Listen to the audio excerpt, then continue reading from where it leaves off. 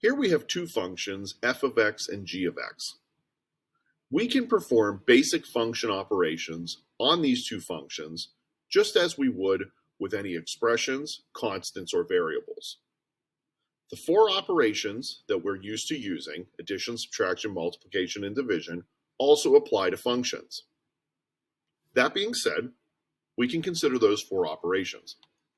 F of x plus g of x. This would be a function we were interested in creating if we were interested in combining the two functions. Think of something like profit. If we have one function's profit or one company's profit function and another company's profit function, and we wanted to combine the two of them together. We add them just as we would add any expressions. Negative 16x plus 18 plus x squared minus 2x plus 3. And it's probably a pretty good habit to get into, to place both of the individual functions in parentheses before you can be sure that there's no wonky sign business that's going to happen. Negative 6x plus 18 plus x squared minus 2x plus 3. And finishing that, we'll combine what we can combine and write it in standard form, x squared minus 8x plus 21.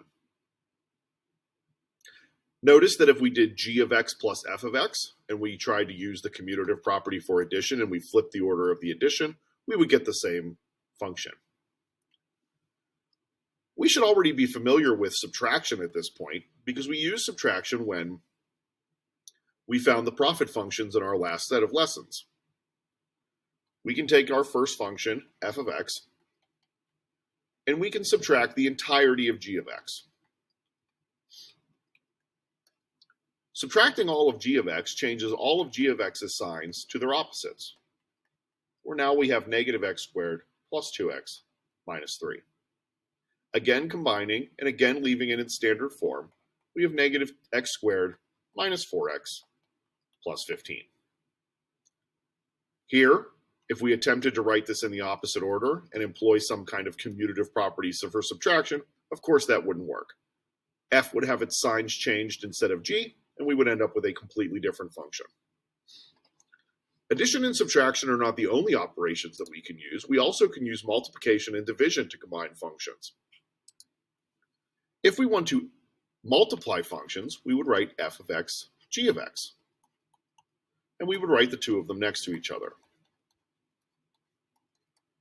Now, we have not covered this much in this course, the multiplication of two polynomials, but you might remember from your previous experiences in math classes that the distributive property will help you multiply negative 6x plus 18 times the entirety of x squared minus 2x plus 3. We don't need to do that right now because we know what that looks like, but we just want to drive home the fact that we can put a multiplication sign between two functions and have them multiplied together. And again, the commutative property prevails. If I was to reverse the order of the multiplication, I would end up with the same result. Where I certainly don't end up with the same result is if I was to divide the two functions. Dividing the two functions is a matter of placing a fraction bar between the two of them and writing one function as the numerator of the other function. If I reverse those, and I wanted to write it the other way, g of x over f of x, I would get a similar looking function, obviously with just the numerator and the denominator switched. The interesting part for division is not the fact that the commutative property holds. Obviously it doesn't. It doesn't hold for regular constants. It's certainly not going to hold for functions. But the interesting part about function division is that this is usually where you get weird things happening with domains. If you notice in this function, this is a parabola and that is a line.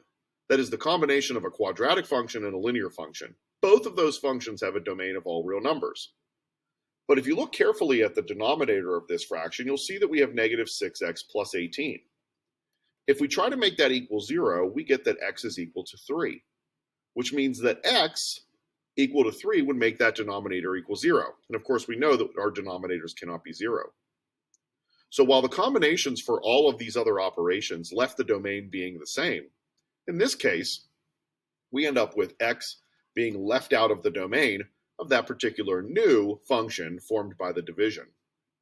We would look for something else to happen like that over here, but this function does not have any zeros to it.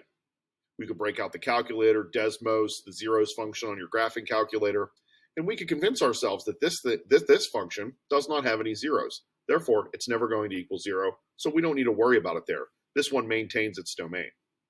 But over here, we run into the issue of losing a number from the domain. We didn't have that anywhere else, just in this division, and that is normally where it happens.